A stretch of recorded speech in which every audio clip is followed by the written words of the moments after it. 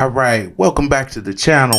Today we're going to talk about maritime law, what it is, how we get taken out of our natural jurisdiction and get placed under the jurisdiction of maritime law. And I have to talk about this because so many of us, once we start getting some understanding, we end up falling into these traps that our enemy sets up for us that end up placing us right back into the jurisdiction that we think we're leaving. And worse, they've got people out here that are paid agents like Kermeo and Billy Carson when it comes to learning who we really are. But these agents are specialized for this topic that we're going to get into today, which is maritime law. See, they send their people after you just as soon as you start to get some understanding, with the purpose of pulling you right back in to the system that you're trying to get out of, so that you'll never get the real truth, and so that you'll never escape the zoo that they've set up for us. They've even got people who will charge you your whole life savings to find out information that'll land you right in jail for fraud, with these dreams of becoming some instant millionaire, because some of them are just scammers and others are agents that are paid to take you down the wrong path. And like with everything else, they give you some truth so they can suck you into these traps that they've laid for you. And once you're in their trap, well, they trap you. So this video is going to get into some of those truths about these topics when it comes to maritime law, who it applies to, and what our real nationality is. But it's way too broad of a subject to really break down in just one video. So as a result, I'm going to do some private videos on the website that further get into these topics about nationality, maritime law, common law, the UCC, etc. So that way I can really just let go and I can say everything that I really want to say. One of the most important things to know is that you can't declare your nationality without first knowing who you really are and what your nationality really is. You also have to know who everyone else really is and what their nationalities are, or none of this is going to end up working out for you. For this reason, these videos that I'll put out on the website are only going to be available to people who have already read the entire video book. And this is only because there's absolutely no point in declaring your nationality or discussing the UCC, nationality, or any of these topics at all if you don't first know who you are. It's like trying to learn calculus before you've learned algebra. It doesn't work, because when it comes to these topics, it all has to do with your status. And we'll get into status shortly. There's basics that you have to understand before you can get into the rest of it. I used to get heavily into nationality on Facebook years ago and built up a nice size following by doing so. But I quickly realized that almost no one knows what's really going on when it comes to these subjects. Not even most of the experts. I mean, even the experts with good intentions will put you right back into the system. So that's what prompted me to even write the book in the first place. So many people want to learn the stuff that's going to get them all these benefits that they hear about, that's going to take them out of the system. But there's so much more that you have to learn first before you can really get started. And there's others who want to learn all of this stuff without learning the basics first. But you got to start on level 1. You can't skip the first levels. And those levels have to do with knowing who you really are and who everyone else really is. And you got to know the details about this. You just can't know in general. There's a lot of details that are specific to these subjects that you have to know in order to accomplish what you're trying to accomplish. You have to know who you are and who everyone else in the world really is before you can get into nationality at all, before you can get into UCC or any of these other topics, which include our estates that have been hidden from us. Because if you don't, you're just going to end up getting yourselves into some serious problems. And they make it sound so good too. I mean, they make it sound great. And they feed off of your greed and your impatience. See, they want to start you off with the dreams that they're selling. They'll tell you that you don't have to pay taxes, that you don't have to deal with the police anymore, that they can't lock you up anymore. And there's a lot of truth to what they say. Some of them will even tell you that your social security number is the key to millions of dollars. And you can use it as a checking account. And I mean, they'll have you ready to empty your whole bank account out just to get this knowledge that they're talking about. But the thing is that they've got a lot of deceptions out there. And a lot of you already know they charge a lot of money to teach these things, right? It's going to cost you a fortune, a small fortune, to learn these things. So before you go out and spend your life savings on the many courses that are out there that promise to take you out of the system, make you untouchable with the police, make it so you can own your property and can't nobody mess with it, and you don't have to pay taxes, and you can get rich. And the first thing you have to do before you do any of this, and there's no way around this, is you have to know who you are, and you have to know who everyone else really is. You have to do that. And again, why is this important? Because what almost none of them will tell you is that the things that they talk about, first of all, they don't even apply to everybody. They don't even apply to some of the people who are out there teaching it. And like I said, they've got these agents out there that you also have to watch out for.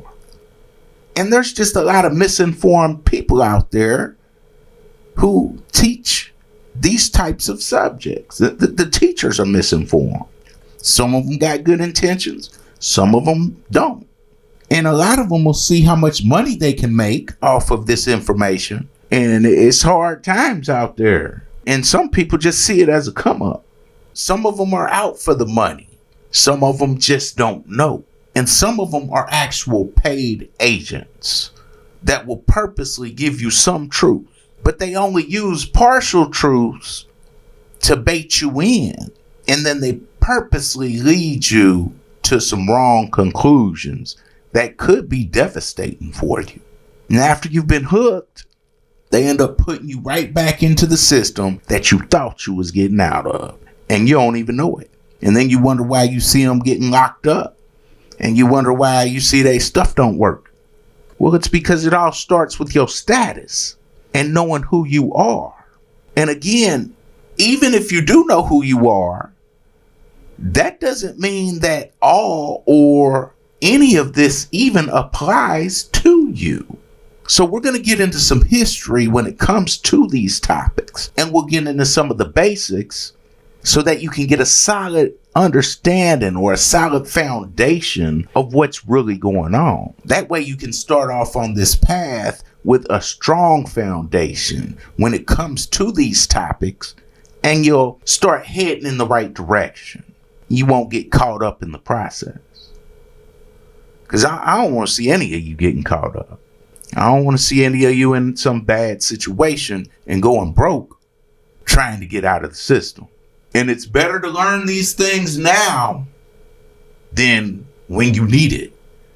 Because if you start learning when you need it, it's too late. It's too late.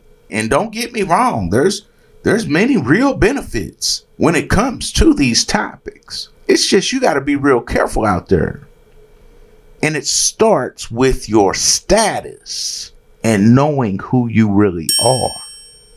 There's zero point in getting into any of this if you don't know who you are and who everyone else really is. There's no point. You're just going to be wasting your time. But before we get started, if you haven't already, but you watch the videos on the channel, make sure to subscribe to the channel. It helps us spread the word faster, and it helps us get this information that we're putting out to the people in a more efficient and effective way. Also, if you like the video, make sure to give it a like for the same reason. Hit that like button real quick right now before you forget, because it helps us get the word out faster to more people when you do that. And in order to get past the first steps, which are the most important steps when it comes to these topics that we're going to get into, make sure to go to the website and start finding out who both you really are and who everyone else really is. You have to know this. There's no way around it. And this, what we're about to talk about, it's not just for beginners. Okay, don't think this is just for beginners. This is needed even if you think you're already an expert. Because I can guarantee you 99.9% of the experts don't know what we're about to talk about today in the basic video, which is the most important video. Okay. And I just say that because I see a lot of experts out there and watch them get it completely wrong because they don't know who they really are. And they don't know who everyone else really is. Right? Almost nobody has it right when it comes to these topics. Almost nobody. Knowing who you are, and the people who do have it right, they're not making videos about it. Okay. And not only are they not making videos about it, they're hiding it from you. Okay. They give it to their small groups of people. It's only people who got it. Knowing who you are is the cornerstone when it comes to getting out of the situation that we find ourselves in as a people collectively. And it's the cornerstone when it comes to these topics that we're going to discuss today. And we do. We got it. We have a lot of people who are out there for us. And they want to help us. Some of our leaders, they want to help us. But they really can't help us. Because they don't know who they are. And we even got some big name people who you can see they have our best interests in mind and want to help us, but they lead us in wrong directions or they can't help us at all. Because they don't know the truth about these basics. And if you don't know the truth about the basics, then you can't get the advanced truth ever. All you'll end up wanting to do after you listen to these big names and these experts is go march and protest and try to get us some better conditions in the zoo that we already stuck in. But I don't, and they shouldn't, just want some better conditions in the zoo. We ain't trying to fight for better conditions in our cages. We don't want better conditions in our jail cells. We want to be completely free from the zoo. We want to be completely free from the jail cells. Right? We want to be completely free from that altogether. That should be the goal. Not to get some better conditions in our cells. So make sure to go to the website. It's lostalongtheway.org and get the video book. So you can take those first steps so that you can have a firm foundation when it comes to both helping yourself, helping your family, helping us as a people. Okay? That's the only way it's going to happen. And I'm not just saying that because I wrote a book about it. It's the only way. It's truly the only way.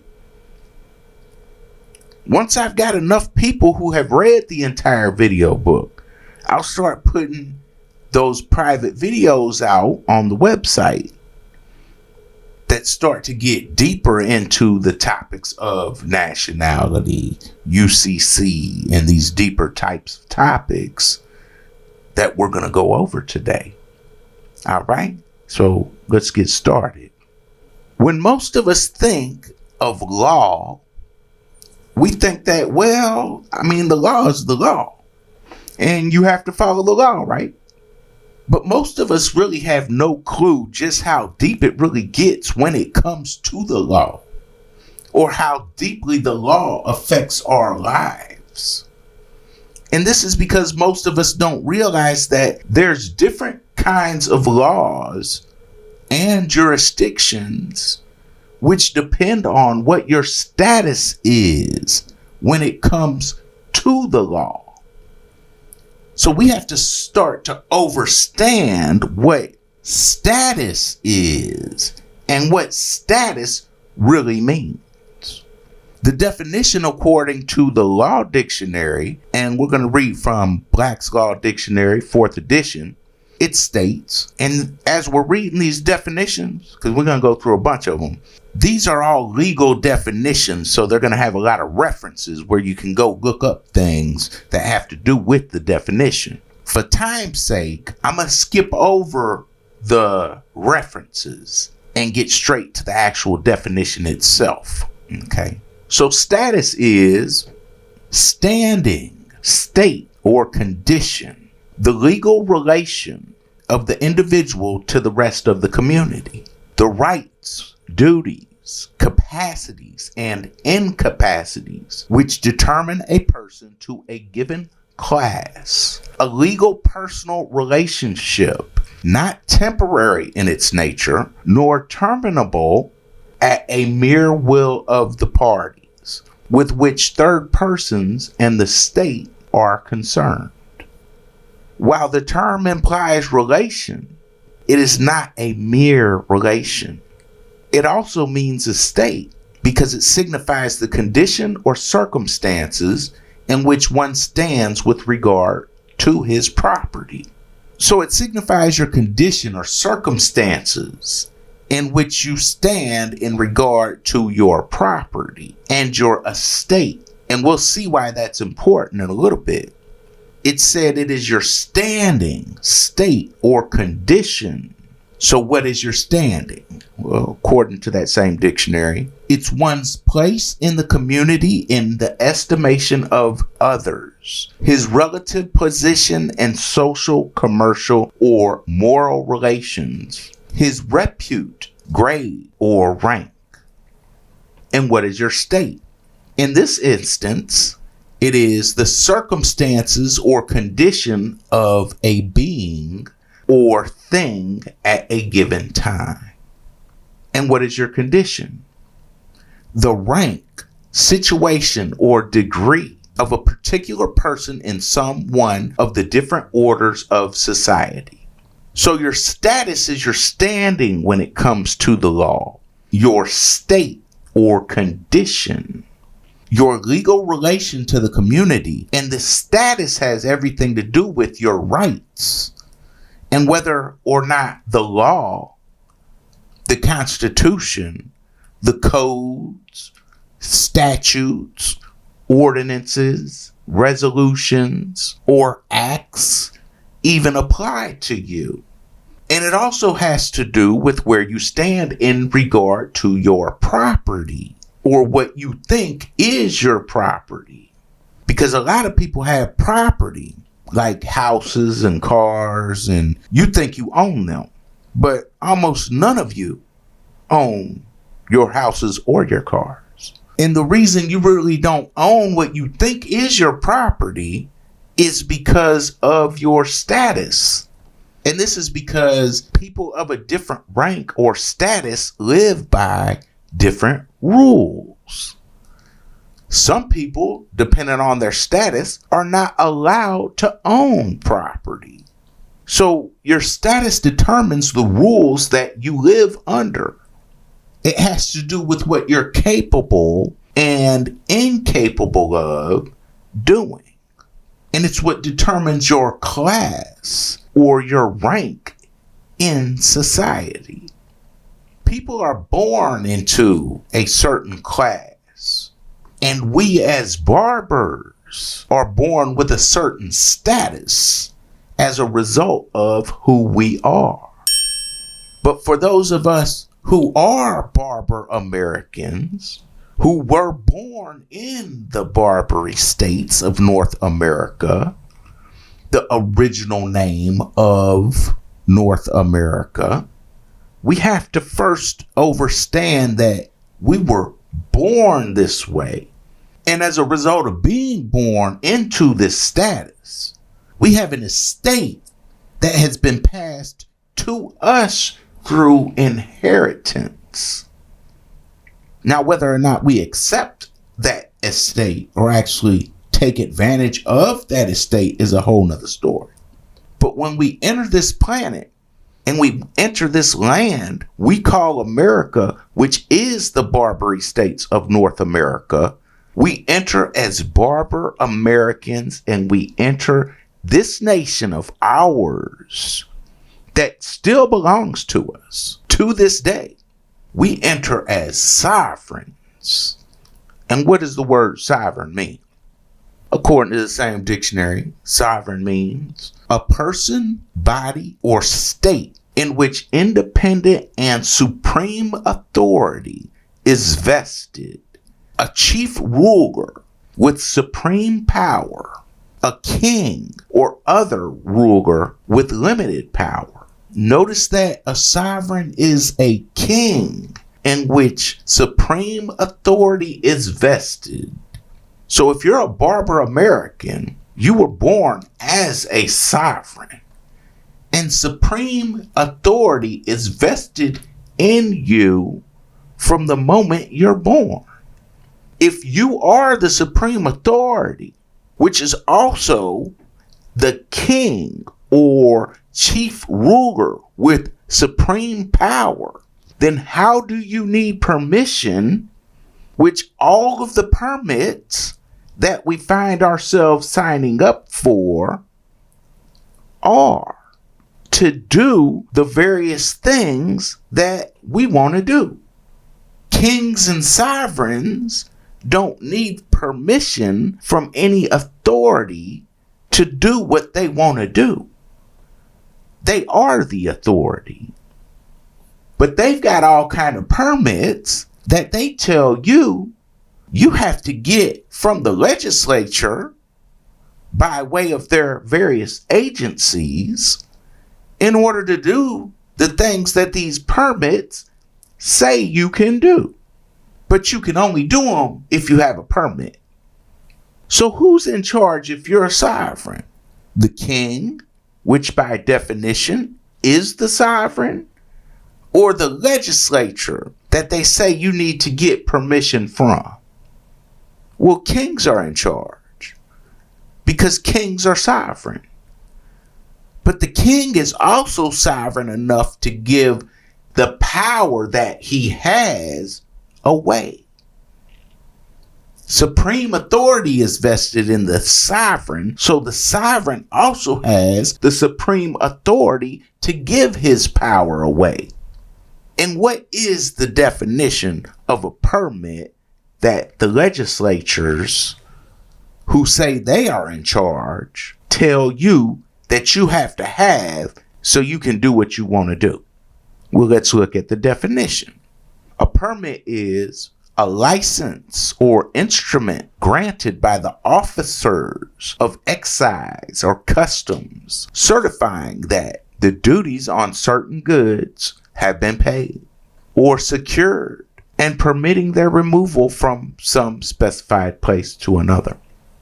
Warden, a written license or warrant issued by a person in authority, empowering the grantee to do some act not forbidden by law, but not allowable without such authority. So if you get a permit or a license, then you are a grantee, not a king or a sovereign, because kings don't use permits or licenses. Supreme authority is vested in the king or the sovereign. They tell you in the definition that a permit is issued by a person in authority. And who has authority over a king or sovereign if supreme authority is vested in the king or the sovereign? Well, nobody does. But it doesn't say that the permit is issued to the king or the sovereign to do some act not forbidden by law. It says a permit is issued by a person in authority, and it empowered the grantee to do some act not forbidden by law, but not allowable without such authority. So, who has authority over the grantee that is described in the definition? We can figure that out real quick when we know what a grantee is. And we'll take a look at the definition of a grantee. A grantee is one to whom a grant is made. And who gives out grants? The legislature does, by way of the various agencies that they use. They tell you that a permit gives you permission to do something that is already lawful.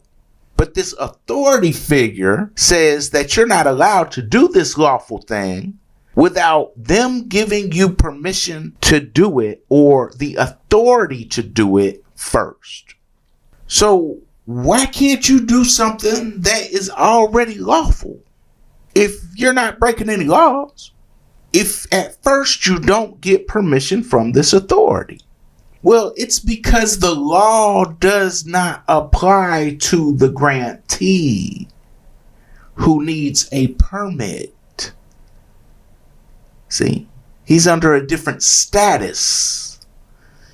If it did, he would be able to do that lawful thing without a permit. Because by definition, the word permit means permission.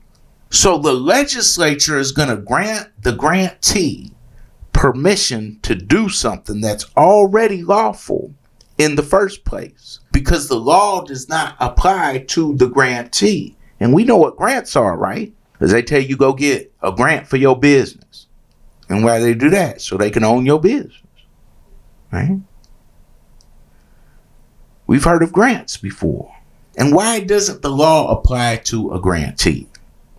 Because the grantee has signed their rights away by accepting the grant. The grantee signs away their right. It's no different than when you go to work for somebody. You sign your rights away and acknowledge the boss as the authority. You're not the authority. The boss is the authority. Unless you own your own business. So you can't just go take breaks whenever you go feel like it. And you have to do what the boss says. Because you signed up for that. See? Law doesn't apply to everybody. Law applies to people who have a certain status. But you can sign the rights to your status away and agree to give up your rights. And we do this for various reasons. When we see that the grantee needs permission from a person in authority, so he gets a permit, then the grantee has not been vested supreme authority. That's why he needs permission or a permit or a license. And who does the grantee get this permission from? The legislature. Because in this case, the legislature is the authority. When you need permission to do something that is already lawful, it's no different than if you have a boss, a teacher, or a master. It means that you have someone who's in charge of you, right? Teacher, can I go to the bathroom? See, it's not unlawful for you to go when you feel like going. So why do you need to ask? And why do you need a hall pass? Because the teacher has authority over you when you're at work and break time's at 10 o'clock. But you want to take a break right now and it's 9 o'clock. There's nothing unlawful about taking a break at 9 o'clock. But if you're not the boss, then you don't have the authority to make that decision, even though it's not breaking any law. And who has authority over the king, the queen, the sovereign, according to the definition? Nobody does. The king doesn't have to ask permission to do lawful things because supreme authority has been vested in him. He is the authority. So if you need permission from someone else who has the authority to let you do things that are already lawful, then you can't be sovereign. You can't be the king or the queen, because the word sovereign means that supreme authority has been vested in you. You only need permission to do things that are already lawful if you don't have the status of a sovereign or a king or a queen. So the question becomes, how did the sovereigns, which are kings by definition, lose their status as the kings that they are? And there's a deep history that goes along with that question that has to do with an ancient fight that's been going on for thousands of years between the church, which controls all legislatures, parliaments, and senates, versus the kings, the emperors, and the aristocracy. Have you ever noticed just how much they hate the king? Like, if you watch the news, they won't outright come out and say they hate the king. Instead, they'll say they hate the dictator. Sometimes they'll call him the despot or the tyrant. This is where we get the word tyranny from. He has that tyrannical government, right? Sounds like Tyrannosaurus Rex, and the word Rex means king, right? They're being ruled by a dictator. Those tyrants are dictators living in those tyrannical governments, and we need to shut them down. Right? Dictators are kings and queens. They just use different words because they don't want to come out and say they hate the king because they know everybody loves the king. So they can't come out and say that. So they say the tyrant, the dictator. He's a dictator. Right? But there's a couple ways that the kings and queens lose their sovereignty. And one way is through what is called acquiescence. And what is acquiescence? Well, according to the dictionary, acquiesce means to give an implied consent to a transaction, to the accrual of a right, or to any act by one's mere silence or without express assent or acknowledgement.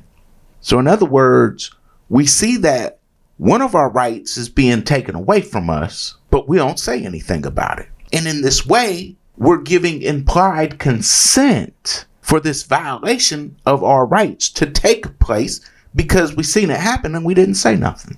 So that means we're acquiescing to it. Or we're saying, it's okay that they're taking my rights away, because if it wasn't okay, I would say something about it. So that's one way. But there's a more sinister way that this happens, which later leads us to acquiesce our rights away. And this happens to us when we get tricked into or scared into voluntarily giving up our statuses as kings and queens. We do this when we give our power away to the church when we become Christians. But I know a lot of you's like, well, what does Christianity got to do with this? What's the church got? Jesus loves everybody. What's the church got to do with this? All praise to Jesus and the Most High, right? But most of us, see, we don't know how any of this works. So how does this happen? Well, the very minute that we're born, the church comes running right away and secretly jumps into the picture through the use of their agents. Since most of our parents are Christians anyway, it's very easy for them to do this because they were already raised to be Christians since they were born. But the problem is that they don't know any of the rules or the contracts that the church secretly signs them into.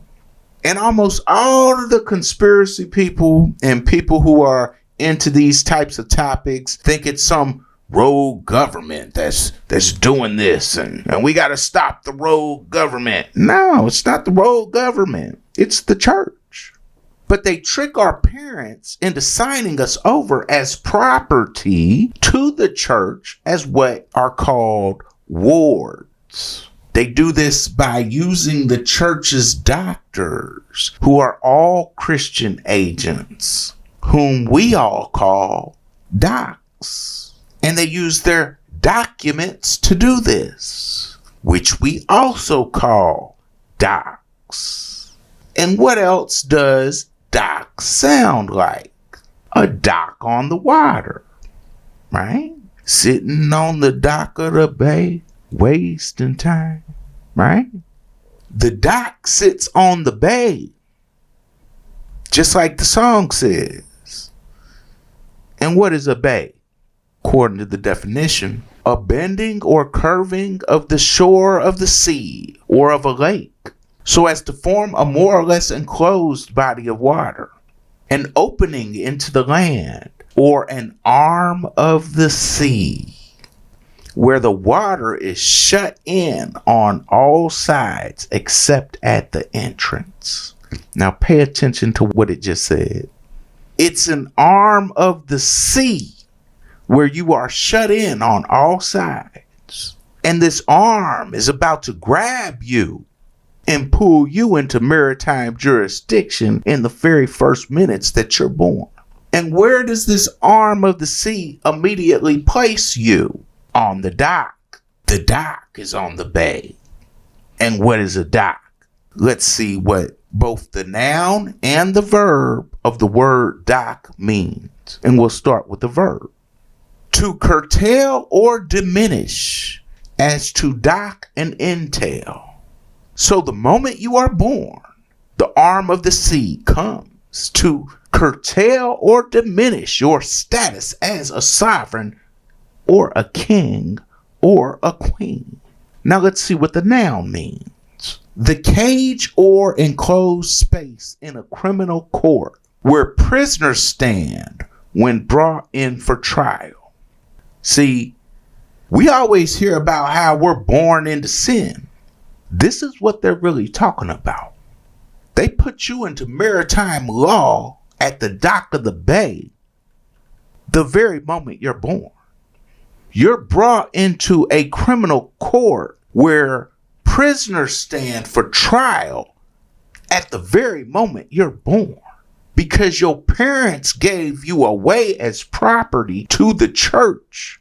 They didn't give you away to some rogue government. They gave you away to the church. When you're born, they bring your mother to the doctor, who's also known as the doc.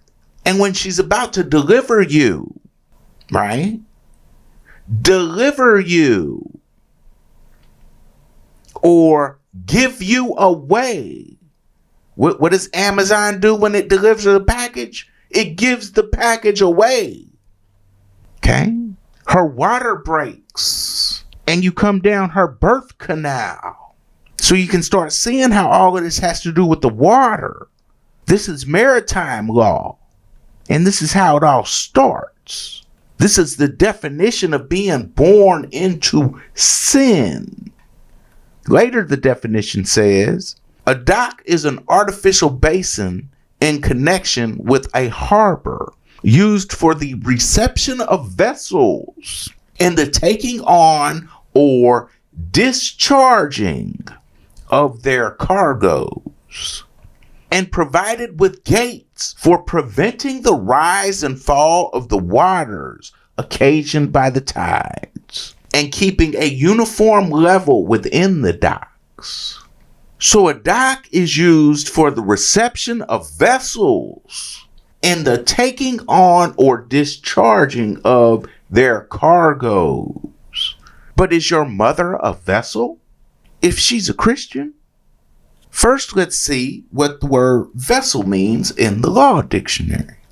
A ship, brig, sloop, or other craft used in navigation. The word in its broadest sense is more comprehensive than ship. Any structure which is made to float upon the water for purposes of commerce or war, whether impelled by wind, steam, or oars. Any structure, especially a hollow one, made to float upon the water for purpose of navigation, craft for navigation of the water, often specifically one larger than a common rowboat, as a war vessel, a passenger vessel. Every description of watercraft or other artificial contrivances used or capable of being used as a means of transportation on the water. Well, we can also float too, and we can navigate on water using our own bodies. But let's see if the church thinks we're vessels. And to do that, we'll see what 2 Timothy chapter 2, verse 20 through 21 has to say about vessels. It says, "In a great house there are vessels, not only of gold and silver, but also of wood and pottery. Some of them are given special honor in the way they're used. Others are for menial purposes. So if people purify themselves of dishonorable things, they will become vessels for honor, made holy, pleasing to the master of the house, fit for every good work." Okay? So the Bible says, and this is just one example, because there's a ton of examples that compare us to vessels throughout the Bible. But it says that we should purify ourselves from dishonorable things so that we can become vessels for honor who are made holy. And why should we do this? Because it is pleasing to the master of the house. They aren't saying because it's pleasing to God. They said because it's pleasing to the master of the house. And what do they do at the dock? They receive vessels that they want to be pleasing to the master of the house. The church is literally putting you under maritime law as slaves the minute you're born into sin. So the doctor or dock is going to receive this vessel, and your mother, who is the vessel or the ship that is carrying this cargo, which is her baby, is about to be unloaded as cargo on the dock. They tell you exactly what they're doing throughout the whole process.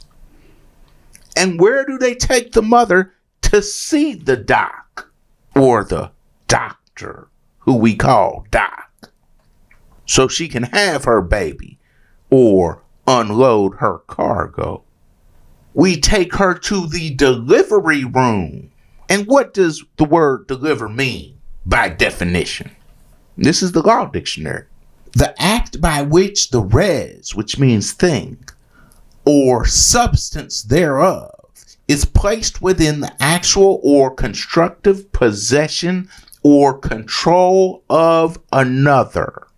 Delivery, required in conveyance of personal chattels, as against all but vendor, is delivery in its natural sense. That is a change of possession. And what is chattel? The term chattels is a more comprehensive one than goods, as it includes animate as well as inanimate property. In a devise, however, they may be of the same import.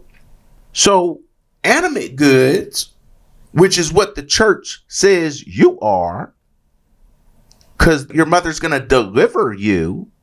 They just told you what the definition of delivery is.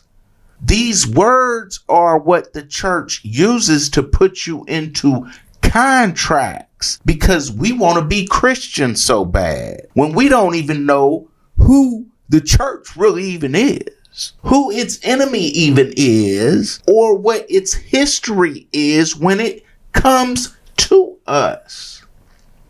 But let's continue with the definition of delivery. In general, the transfer from one person to another of the res or a right or interest therein, which means more than physical transfer of possession. It just said it means more than a physical transfer of possession, and it means to transfer a right, which is your status, away from you and over to the church. Although in the popular sense, in the case of contract or lease or the like, it implies a transfer of the tangible contract.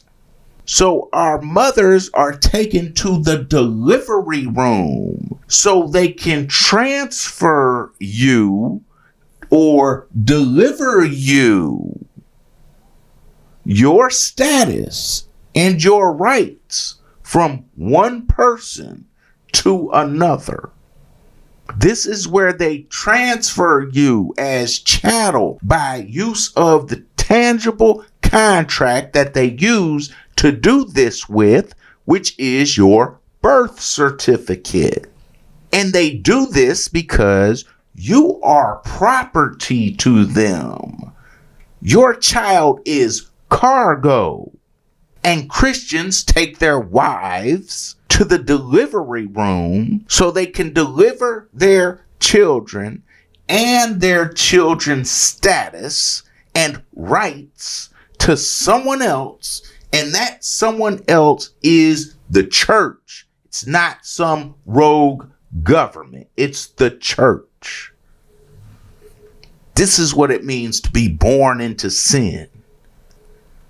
You sinned when you gave the church your child as cargo, property, or chattel. When you signed that birth certificate and they branded your child's feet at birth on the birth certificate to prove it. But hold on, Bruno Bay, hold on. My child got born in the hospital. And didn't nobody brand my child at no hospital. You tripping. What do you mean? They branded my child as soon as my child was born. My child didn't get branded. Well, let's just look up the definition of the word brand. Because isn't that what they did to the slaves? They brand them, right? So they can know who the master is. And the slave should be trying to be the best vessel he can for the master of the house according to the Bible. So let's just see what the Law Dictionary has to say about what a brand is. Okay. It says, brand, to stamp, to mark, either with a hot iron or a stencil plate.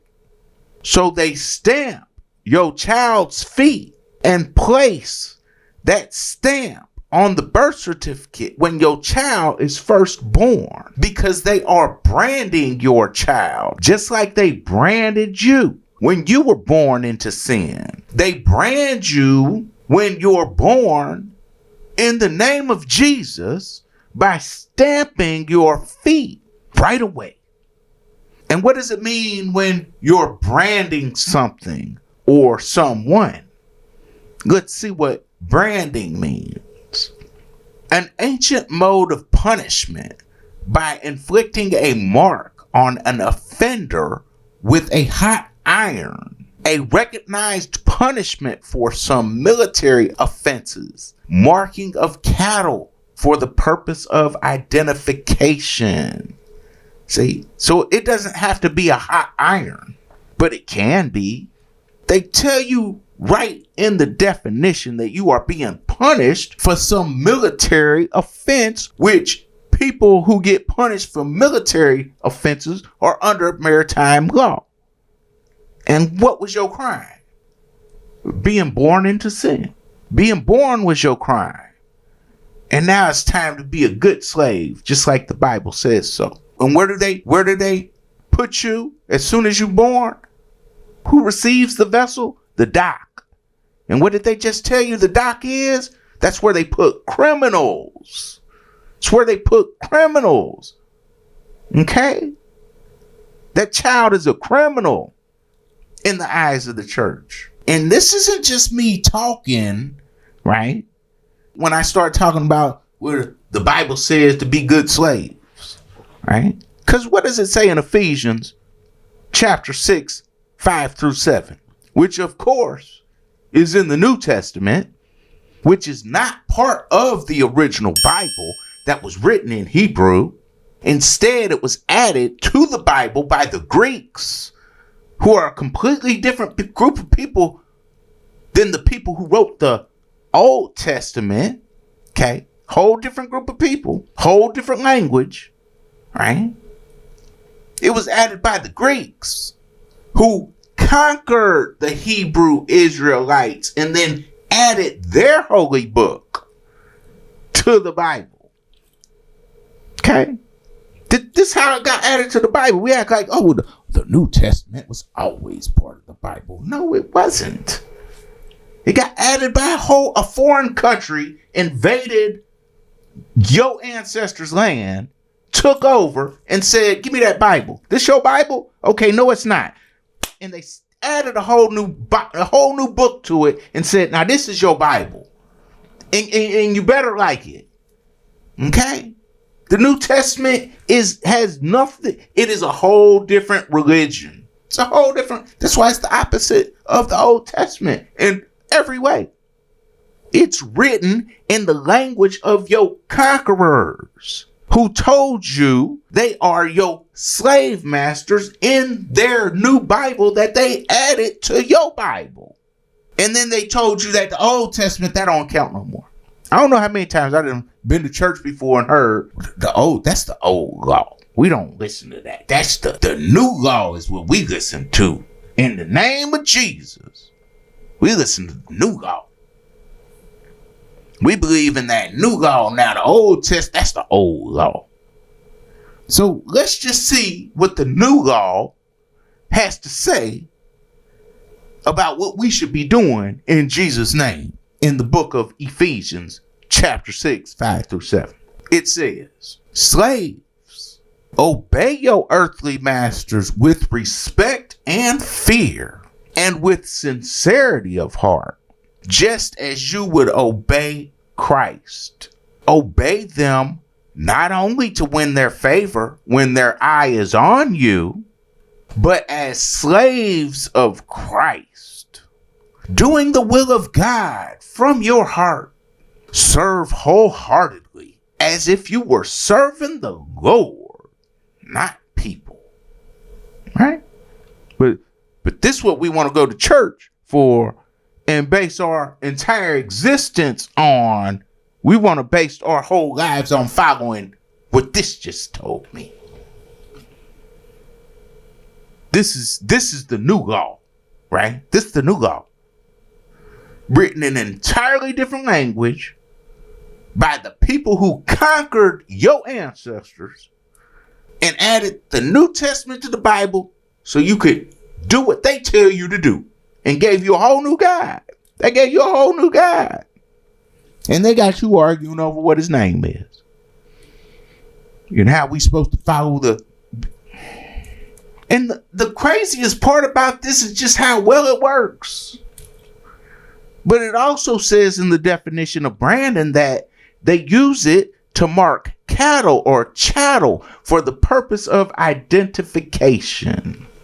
We know about the slaves getting branded with hot irons, but we don't know about the brand that they use when they stamp you. And how many times do you see them get their stamps out so they can stamp their docs, their documents?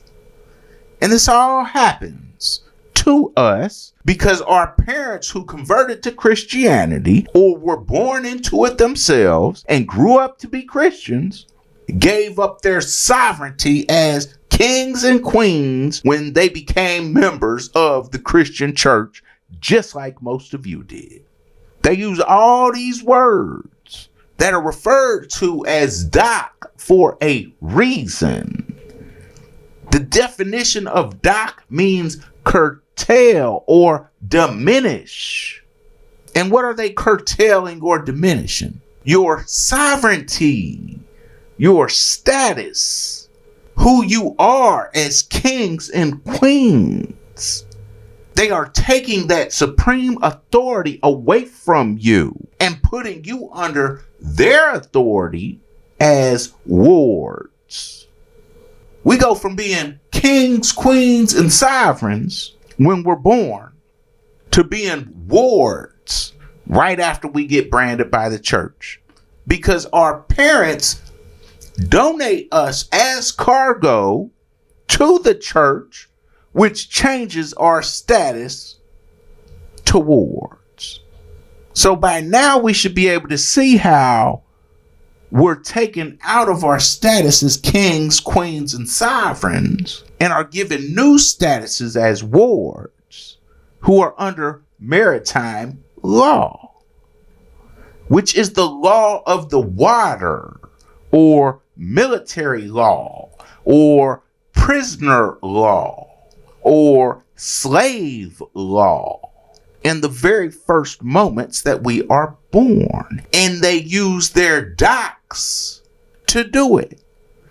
They don't use that word doc by accident. Where are the docs located? In the hospital. These are your doctors who are agents of the church.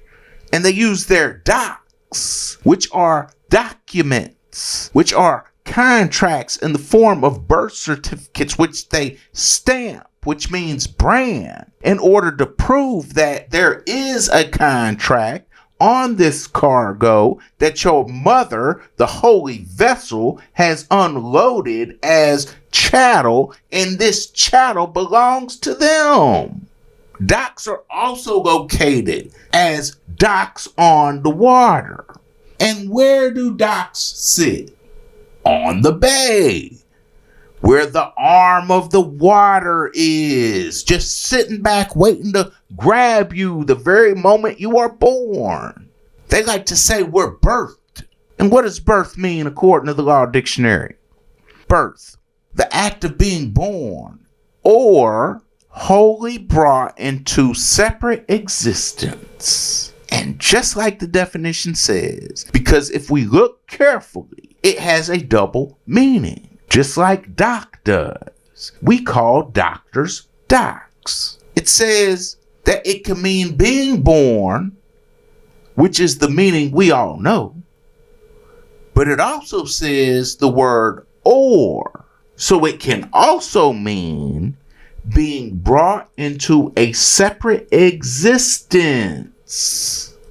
And what separate existence do we get brought into when we have Christian parents whose duty it is to give everything they own to the church, including their children?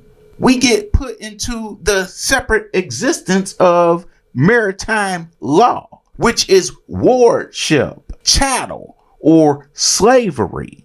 And we lose our status as sovereigns, barbar American kings, queens, and heirs as soon as we are born.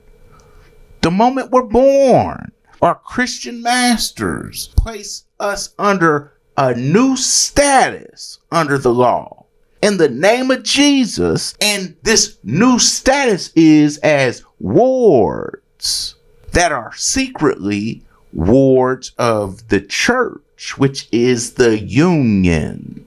And the docs or documents that the doc or doctor uses is what places us under that maritime law so that we become instant wards as soon as we are born.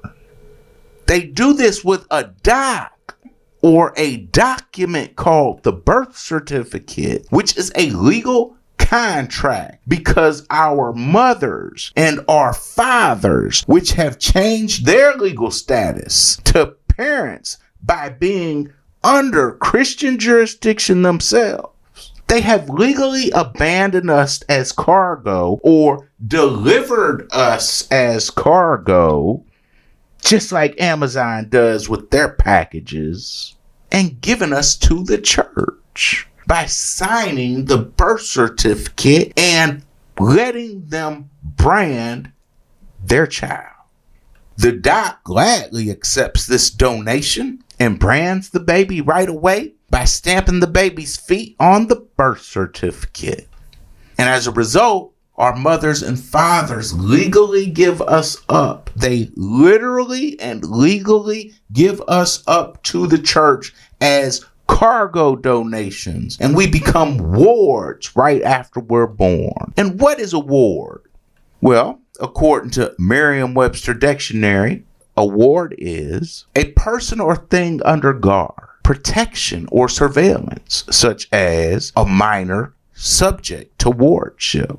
A person who, by reason of incapacity, such as minority or mental illness, is under the protection of a court, either directly or through a guardian appointed by the court, called also ward of court. Now let's see what the legal definition is from the Law Dictionary.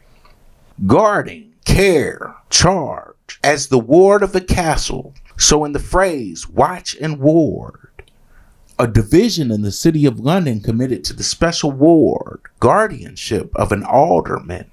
A territorial division is adopted in most American cities by which the municipality is separated into a number of precincts or districts called wards for the purpose of police, sanitary regulations, prevention of fires, elections, etc.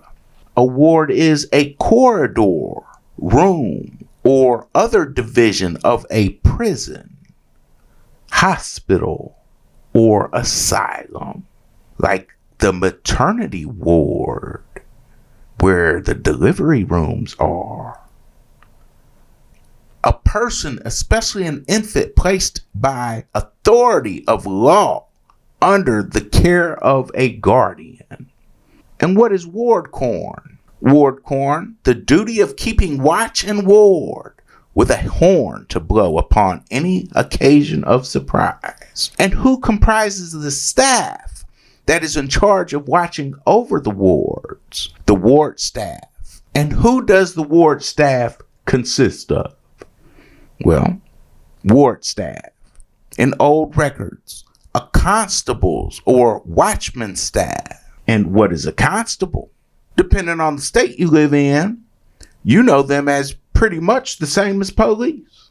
Depending on the state, they'll drive around in what look like police cars and give you tickets and patrol your neighborhoods, do everything else the police does. It's just another name for police in a lot of states. In other states, they work more closely with the courts. But this is who's in charge of watching the wards. And notice the phrase at the beginning of the legal definition, watch and ward. Let's see what that phrase means. Here's the definition in the Law Dictionary. Watch and ward. Watch denotes keeping guard during the night, ward by day. So they watch the wards by day and guard the wards by night. And what does watch mean according to the Law Dictionary? Watch, to keep guard, to stand as sentinel, to be on guard at night for the preservation of peace and good order. That makes sense to most of us. But who is the watch? A body of constables on duty on any particular night. So the police. A division of a ship's crew. At sea, the ship's company is divided into two watches, larboard, and starboard, with a mate to command each. Also, the division of the day into time periods of service of the officers and crew. And by immemorial Anglo-Saxon maritime custom, the time period of a watch never exceeds 4 hours. See how we keep coming all the way back to maritime law? See how you already live in a police state? And what were the fallen angels in the Book of Enoch called? The Watchers. And who were they watching? The creation that were made to do the work that the angels, who are also the Ajiji, no longer wanted to do. And who did the Watchers originally make maritime law for? The creation that the fallen angels made. So the Ajiji, who are the gods, would no longer have to do the work of the leaders of the gods. They didn't make maritime law for the gods or the angels, who are the kings, queens, and sovereigns. They made maritime law for the creation that they made, who are the humans. But they've got us believing that we're all human. And if you listen to Billy Carson talk about any of this, he'll tell you it's those evil Anunnaki gods against us humans who manipulated our DNA. Right? This is what they tell you. But we got to remember what human really means. And all you got to do is just break the word down. The first part of the word is hue, and hue means color. And the second part of the word is man, and man means man. So a human is a man of a different color.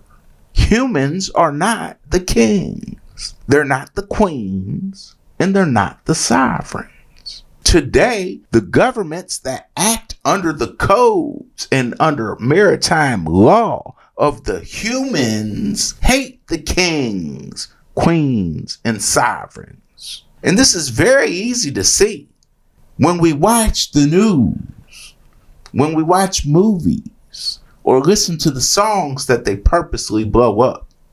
For example, remember that song? It's been a few years that it came out, but it's called "And We'll Never Be Royals." And they wouldn't stop playing it for like 2 years straight because they know who you are and they know who they are. They know they're not the royals, and they know they'll never be the royals. And they love to secretly taunt the royals and talk bad about them behind their backs without letting the royals know that this is what they're doing. They literally call you all the way out on this song and make it very clear who they're talking about. And it's no accident it was the #1 song of the time, and that the name of the group just so happens to be Lord. In the song, they make fun of you, talking about how flashy you are, because the creation hates flash, but we love flash. And this is because they were created to be the opposite of us. But they talk about how all of our songs are talking about our gold teeth, Grey Goose, Maybachs, and diamonds on your timepiece, and jet planes, and islands and tigers on the gold leash. But they don't care because they not caught up in our love affair. They say they'll never be royals because it doesn't run in their blood. And then they say, let me be your rulers, and you can call her Queen Bee. And they love the Queen Bee because the bee loves to work. That's why they call them a worker bee. And they say we won't work because the bee loves to work and we don't. That's the whole reason we made them in the first place. And they were made to be the exact opposite of us so that they wouldn't quit their jobs like we did. Again, they were created to be the exact opposite of us, so they would love to work and love to look just the same, just like the bee. But we can't stand if somebody's got on our same outfit and we gotta dress up in all kind of colors and get fly and stun on everybody. But that's who we are. That's our nature. It's who we are naturally. And since we helped them take over, they're trying to get us to feel bad about who we are, and they want us to be like them. And we don't know we even created them in the first place to be the opposite of us for a specific reason. They'll have $1 billion in their bank account and walk around wearing some dirty jeans and t-shirt and drive a Honda Accord. We can make $50,000 a year and we'll spend the most on how we look, and we'll buy a Mercedes, and we gotta look fly. We gotta drive around looking fly as we can. We gotta get some rims on our cars. We gotta have a fancy Louis Vuitton bag with the extra Ziploc in it with the, the little convertible Louis Vuitton. We gotta, this is what we do. But it's not important to them. We love the flash. We love jewelry. We love fancy clothes. We love cars and candy paint and gold rims and spinning rims going backwards, forward, side to side. We love that. We love our jewelry. We love our gold teeth. And they don't. They despise it. And it's because they was made to be the opposite of us. It's their nature to not like it. But then the song goes on to say that her and her friends cracked the code. And what's the code that she could be talking about? As we watch the video, it gets real easy to see when you know the symbolism. Let's just ask ourselves, what did they replace laws with? Right? What are laws when it comes to maritime law? Because they don't call it law. They call them codes. Like the United States Code, the USC, the Virginia Code, the Texas Code, the Black Codes. These aren't laws, they're codes. And they apply to people who are under maritime law, the Black Codes included, to this day. So as she's saying her and her friends cracked the code, what are they doing in the video? Oh, they're shaving their heads. They're doing the Christian ritual of tonsure.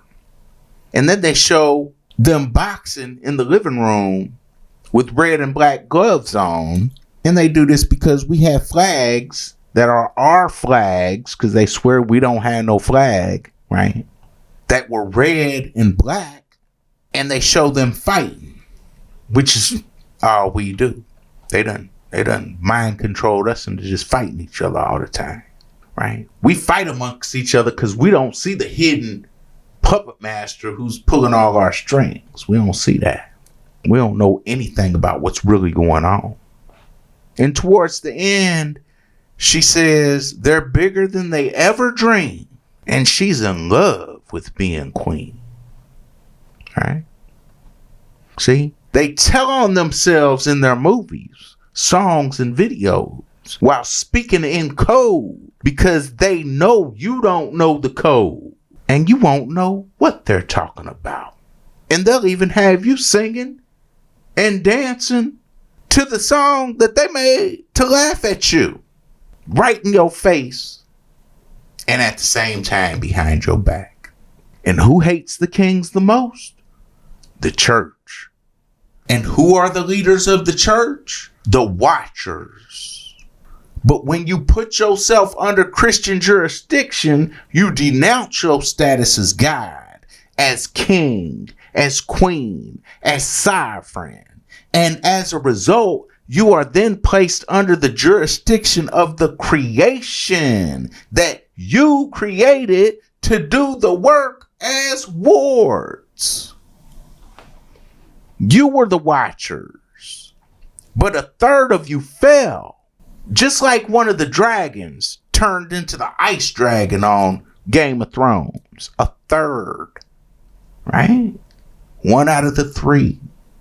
You've been made to forget that you are the ones who created the humans to be the wards, and that we're all not humans. It is what it is. It just is what it is. You got to know who you are. They know who you are. So why can't we know who we are? They know who you are. All of them don't know, but the leadership knows. Everybody who cracked the code knows. They made us forget, but they haven't forgotten at all. They remember very well, and they know exactly who you are, and they know who they are. You've been made to forget, and you've been made to take on the status of your own creation out of a secret revenge that's been going on when you are the gods, who are the kings. You are the kings and the queens and the aristocracy that are supposed to be in charge of the creation that you made to do the work that you no longer wanted to do and that they actually love to do. They show up to work on time. They show up to work early. And they don't call in with excuses. And they come in to work on their sick days, and they'll be at work when they sick. They don't care. They going to work. They don't call in with excuses like you do. They call you lazy for a reason. Because you are lazy. And you are flashy. You'd rather take the day off. But that's because it's in your nature to be like that. You'll work if you have to. It's not like we won't work. We'll work if we have to. But it's not like you want to. See? That's why your leader commanded the creation to be made. Because you wouldn't do the work any longer. But the work had to be done. Now the creation that you've made to do the work that you didn't want to do anymore, now they call you lazy. And now they put you to work. With the help of their leaders, who are the fallen angels, who are the leaders of the Christian church, who fell in love with their creation. They made babies with them. They saved them from the great flood and passed the fire of the gods to them, which is the Ark of the Covenant, which they used as a weapon to free the Israelites and the creation from their prison guards in Egypt during the Exodus with the story of Moses.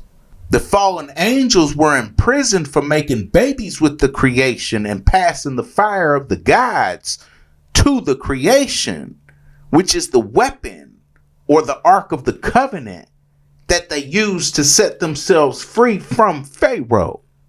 The leader of the gods imprisoned them before they left the earth and left us in charge of them in the prison before their leader broke free.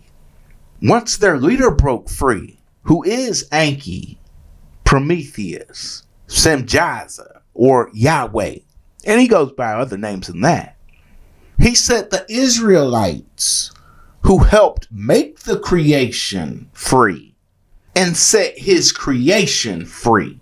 And they've been getting revenge on the people who were holding them prisoner, who are the gods, who are the descendants of Esau. That's why the Bible says he hated Esau. This is why. These are the people who are the Egyptians. They've been getting revenge on them ever since they finally took us all the way over on July 4th, 1830. Now they turned their former prison guards into the prisoners by first forcing them into converting to Christianity. And by doing so, making them wards of the church. But now they do it in a less forceful way. They have you volunteering yourself to do it. And they do this with mind control by way of Christianity. So you got to start seeing through this thing and see how this whole thing has been completely flipped around on you. And you have to know who you really are. And you have to know who everyone else really is. And remember how the Webster Dictionary said in its definition that wards are minors who are subject to wardship? Well, let's see what wardship is. Wardship is in military tenures, and we see that word military right away again, right? The right of the Lord to have custody as guardian of the body and lands of the infant heir. And we are those infant heirs that were given away as cargo by our parents when we're very first born and branded as slaves, without any account of profits until he was 21 or she 16. In sockage, the guardian was accountable for profits, and he was not the lord, but the nearest relative to whom the inheritance could not descend. And the wardship ceased at 14. In copyholds, the lord was the guardian, but was perhaps accountable for profits. So the guys that were being punished tricked you into being the wards. And they are your nearest relatives who are free, not your lords, to whom your inheritance cannot descend because of your lost status by trading in your status as kings and queens and sovereigns to become wards. And again, who's in charge of the Christian church? The fallen angels are, who are your nearest relatives, who are the guardians of your inheritance. This is the estate that they're talking about. But once you get to be a certain age, you're no longer a ward. It says in the definition that your wards after your mother and your father give you away as cargo to the church until 21 or 16. And what do they do as soon as we turn 16? They have us get driver's licenses. And what do these driver's licenses do? They're permits, which are contracts that put us right back into wardship under the jurisdiction of the church and their maritime law. When you register to vote, you're doing the same thing. When you sign up for the draft, you're doing the same exact thing. But this time, your parents aren't doing it for you. This time, you're doing it on your own. The first time, your parents gave you away as cargo. But this time, see, you're doing it on your own free will as sovereigns, because at a certain age, you're no longer wards. Your parents aren't giving you away as property or as cargo for it to happen this time. And who's in charge of the wards and the people who watch the wards? The warden. And what is the warden by definition? A guardian, a keeper. This is the name given to various officers. And where else do we have wardens? Well, who's in charge of the prison? The warden. See? We're made to lose our status as sovereigns, kings, and queens. And then we are given a new status as wards by the church. And when we know who is behind the church, where the church comes from, and who the watchers in the Book of Enoch really are, then we can start to see that when they were broken free from their prisons in Egypt, they flipped the place and laws meant for the creation around on the gods who created the creation, who locked them up. And they did this because the fallen angels don't love you. They love the creation. That's why they put the creation in charge of you. The creation didn't put themselves in charge of you. The fallen angels put the creation in charge of you. See? So when we can get this, then we can really start to see, and we can really start to get what's going on. We can start to understand what maritime law really is and what it has to do with the church and the codes. But starting with the Christian Crusades, and this is 1,000 years ago, they've been able to take their enemies, children away from them who are their former prison guards and teach their former prison guards' children, who is their enemy, to love their enemy and to hate themselves. We all used to know that the church was always our enemy. We used to know this, but we've been made to forget this truth. And it started with them making it illegal for us to read. This is why they're so interested in educating you. And this is how they were able to indoctrinate you from the time that you were a child or a minor as a ward. And what do so-called black people love to call themselves? The minority. But what does this word really mean? Look at the law dictionary again. Minority means the state or condition of a minor, infancy, the small number of votes of a deliberative assembly opposed to the majority.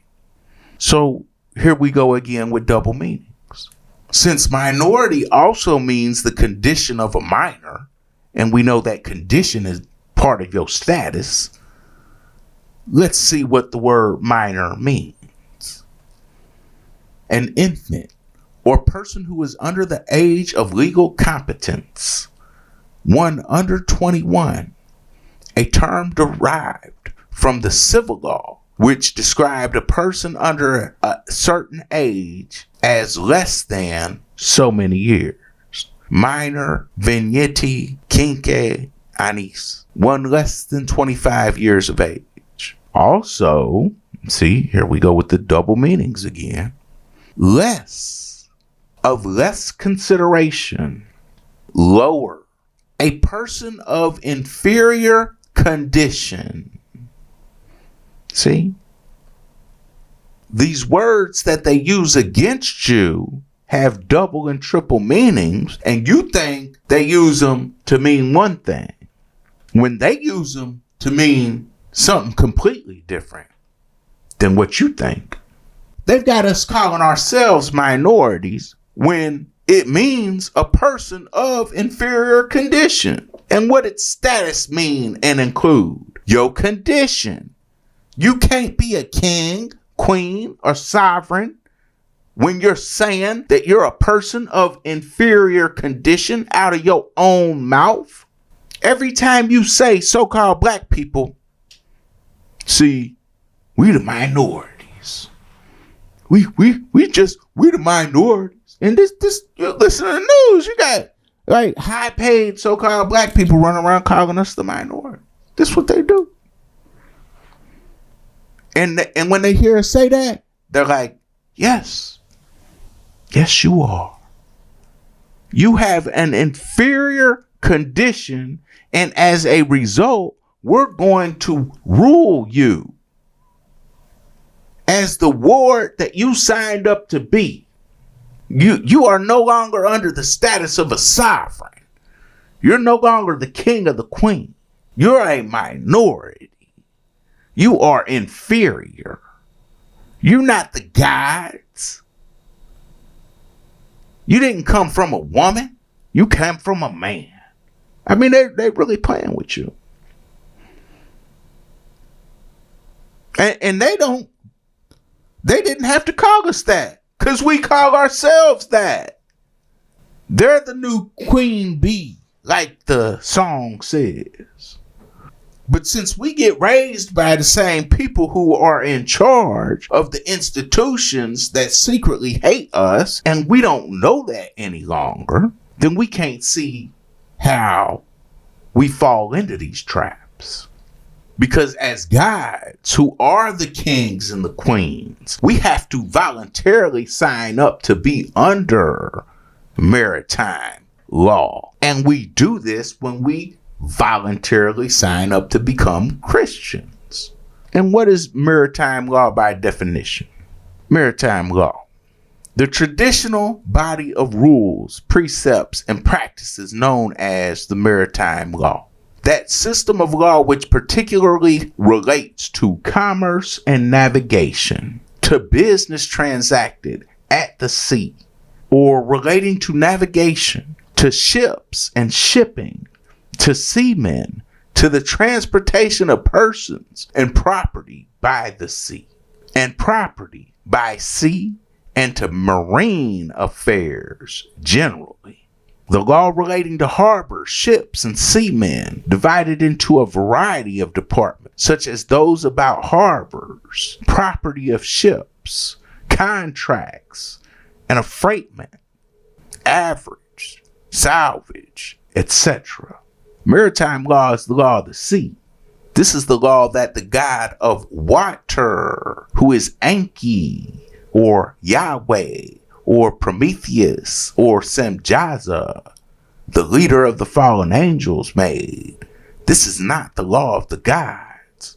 They made this for the creation, not for the gods. Christians who are prisoners and wards who have been reduced to cargo and chattel, or people who are of an inferior condition, are placed under maritime law. But again, what we don't know is that this is the system that was set up for the creation, not us. The people who were being sent to the 13 colonies in America as prisoners were under maritime law when we were still the kings and queens of England. Maritime law was also for the people who violated the poor laws. And this same system that was originally made for the creation is what governs the prisoners that almost all of us are unknowingly to this day. And all of this happens when we voluntarily place ourselves under Christian jurisdiction, which is the jurisdiction of the Union. So we as barbers are born as Barber Americans, sovereigns in the Barbary states of North America. That is our original status, and that is the real name of the land that we live in. But when we sign up to be Christians, we're signing up to be prisoners or wards of the Christian church. And we lose our status as kings, queens, and sovereigns. And one of the craziest parts about this whole thing is that there's a lot of conspiracy theory, people out there who they think that maritime law is this evil jurisdiction that this rogue government places on us. And then right after they say that, they turn around and say, but if we only become Christians and we was following God and let Jesus into your heart, then we could stop this rogue government and we could go back to the original Constitution. That's what they do. But the reality of the fact is, it's the church who implements maritime law, not some rogue government. The church is the U.S. government. And I said U.S. government. Maritime law comes from the church, and the church got maritime law from the sea bishops who gave it to them. And we'll put up a couple pics of the sea bishops so you can see where Christianity and maritime law really comes from. Because you have to know this history. And there's way more to it than what we just talked about in this video. But maritime law, which is the law of the sea, is the law of Christianity. The Jesus that you think loves you and you want to let into, come into my heart, Jesus. This Jesus, he the one who put you under maritime law. And yes, he is black. Jesus is the son of the leader of the fallen angels. So of course he's black. But he don't like you Negroes. He don't like none of you. And how come? Because you imprisoned his father and tried to kill him during the Great Flood. Jesus and Yahweh, who is Semjaza, Prometheus, and Enki, the water god, see, he's not your friend. He's got friends. They don't look like you. What is Jesus' symbol. The fish. What ring does the Pope wear that you gotta kiss? The fisherman's ring. What's the Pope hat look like when you turn it sideways? A fish. What the Christians do on Friday? Had a fish fry. Maritime law is church law.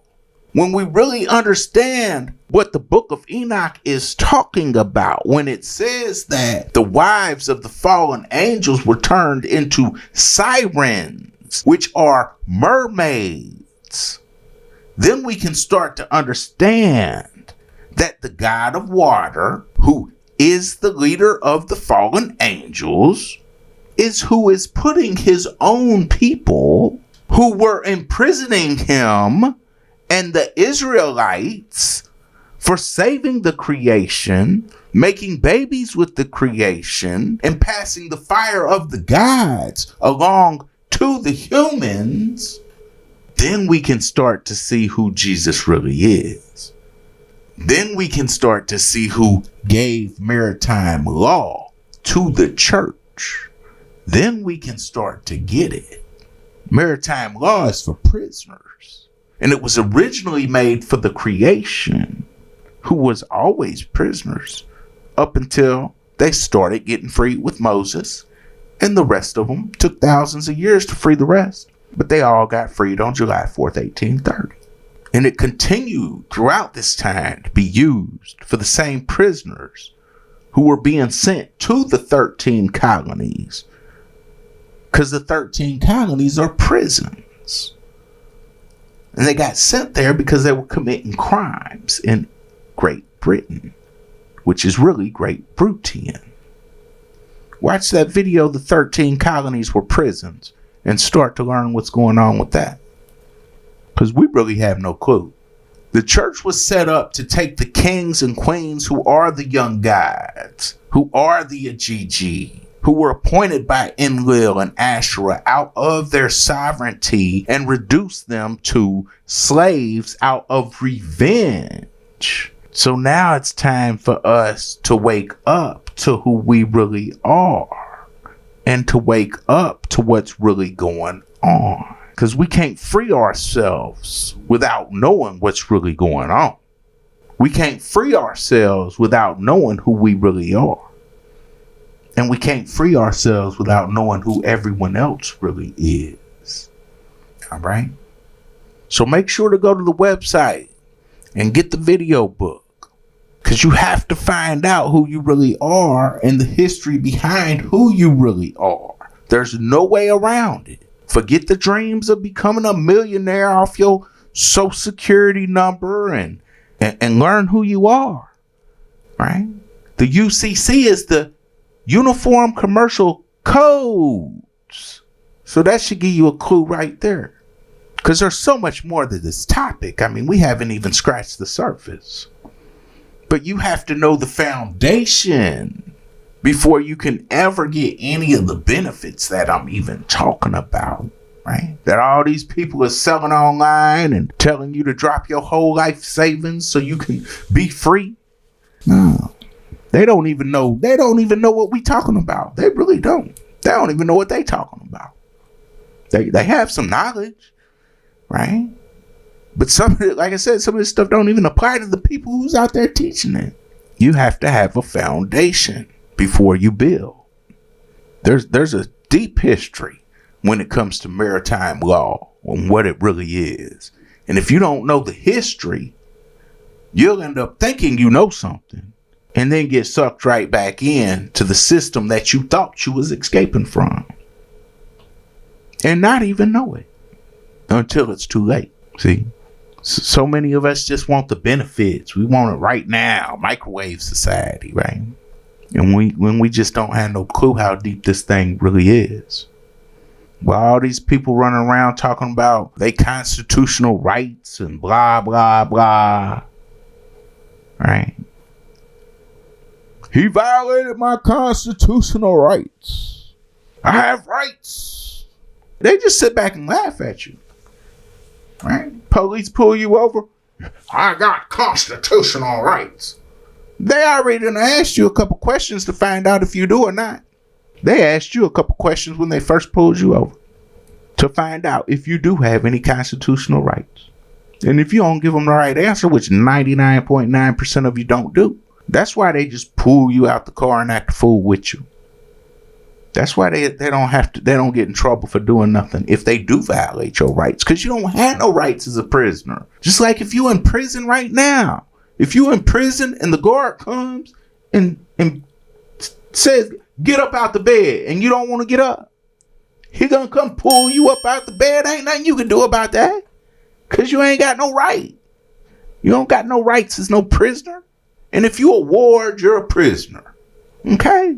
Y'all gotta get this. 99% of you don't have constitutional rights, because the Constitution does not apply to cargo that is classified as wards who belong to the church as property. See, property doesn't have any rights. And then the wards want to start talking about Jesus in the church, and you better get right with Jesus.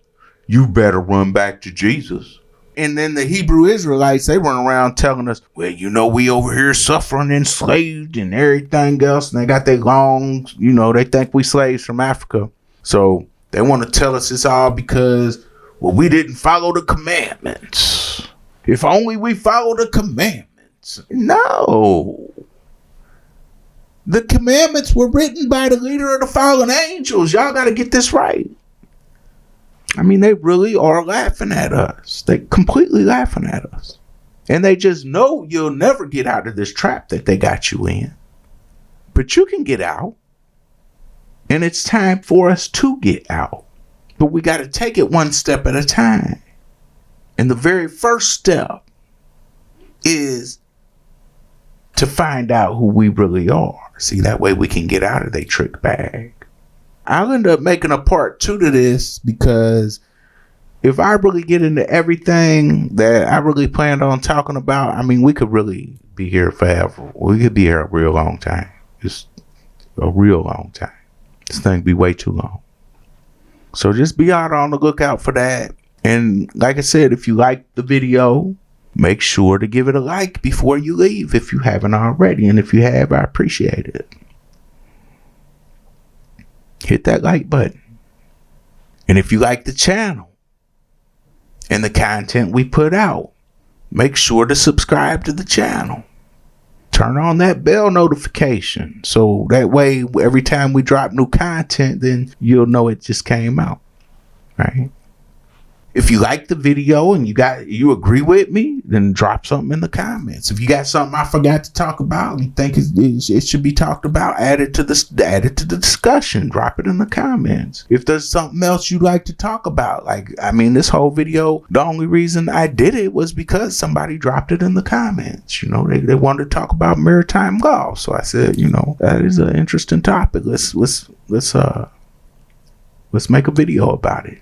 You know. So if you got some type of idea on videos that you might want to see come out, drop it in the comments, right? If you disagree with me and I'm just crazy and yeah, right, and I rebuke you in the name of Jesus, drop it in the comments. Rebuke me in the name of Jesus. Drop it in the comments. I don't filter comments. I don't care what you say. Whatever you want to say, good or bad, because I got people in the comments talk awful bad about me, and I'm the devil himself, and I done seen some real crazy comments, right? But hey, it is what it is. I feel like people should be able to express themselves and say what they want to say, right? I'm not filtering. I'm not deleting no comments. I'm not filtering no comments. It don't make me no difference. Everybody got to say what they got to say, right? What I say is offensive to some people too. So, you know, it don't make me no difference. But like I said, say what you got to say. You ain't got to worry about me filtering. I'm not deleting no comments. If your comment got deleted, it wasn't because of me. That's not going to happen, right? I got tough skin. I can take it. Right? And then finally, make sure to go to the website, lostalongtheway.org. So that way you can find out who you really are.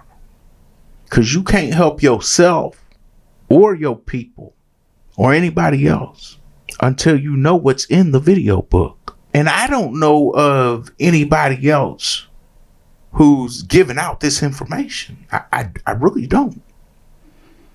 They either don't know or they don't want to share it.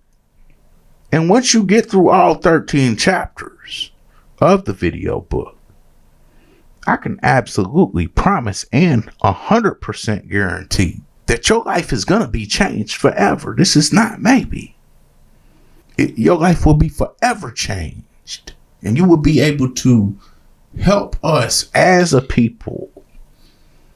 And if you got the video book and you like it, hey, help me spread the word about it. I feel like the people need to know this information. So make sure you go to the website, lostalongtheway.org. Get the video book. Because like I said, it's time for us to really know who we are as a people. You're not woke until you know the information in this video book. You might think you woke, but you read that video book, you find out you're not woke at all.